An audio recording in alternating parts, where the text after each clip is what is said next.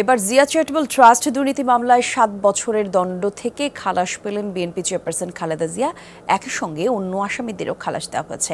এদিকে দিনাজপুরের বড়পুকুরিয়া কয়লা খনি দুর্নীতি মামলায় খালেদা জিয়া সহ ৩ জনকে অব্যাহতি দিয়েছে মহানগর দায়রা জজ আদালত। বিএনপিপন্থী আইনজীবীরা বলছেন, বিএনপি চেয়ারপারসনকে রাজনীতি থেকে দূরে রাখতেই একের পর এক মিথ্যা মামলায় সাজা দেওয়া হয়েছিল।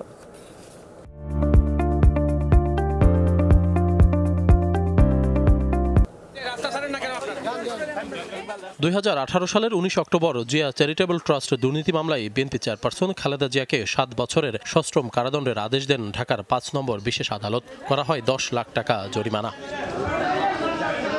বুধবার এই মামলার আপিল শুনানি শেষে বিচারপতি AKM আসাদুজ্জামান ও বিচারপতি সৈয়দ এনায়েত হোসেনের হাইকোর্ট বেঞ্চ খালেদা জিয়া সহ সব আসামিকে খালাস দেন। আদালত বলেছেন যে আপিলটি আমি লাইন বাই লাইন আমি এভিডেন্সগুলো পড়ে দেখেছি এবং আপনারা যে সাবমিশন দিয়েছেন এই সাবমিশনের আইনগত ভিত্তি রয়েছে, সেই জন্য আমি আপিলটি মঞ্জুর করলাম।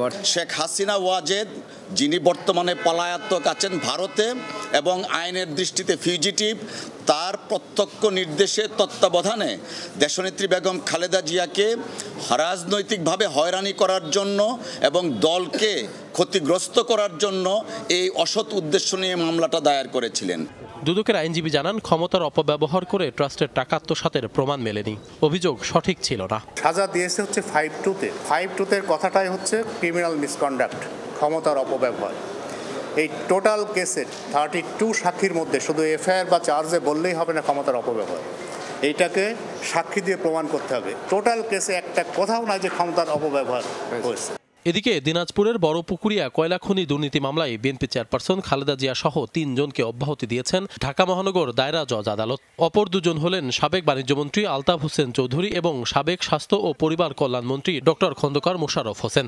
১/১১ পরে এই মামলাটি আমাদের বিরুদ্ধে একটি মিথ্যা মামলা, বানোয়াট মামলা দেওয়া হয়েছিল এবং আপনারা বুঝতেই পারেন গত ১৭ বছর যাবৎ এই মামলায় আমাদের বিরুদ্ধে কোনো রকমের তথ্য উপাত্ত কিছু তারা তৎকালীন স্বৈরাচার সরকার কোনো রকমের ডকুমেন্ট দাখিল করতে পারে নাই বলে আমাদের বিরুদ্ধে মামলা এই চার্জ ফ্রেম করতে পারেনি। বিগত ফ্যাসিস্ট সরকারের প্রতিহিংসা, তাদের নিষ্ঠুরতা, তাদের বর্বরতার লক্ষণ।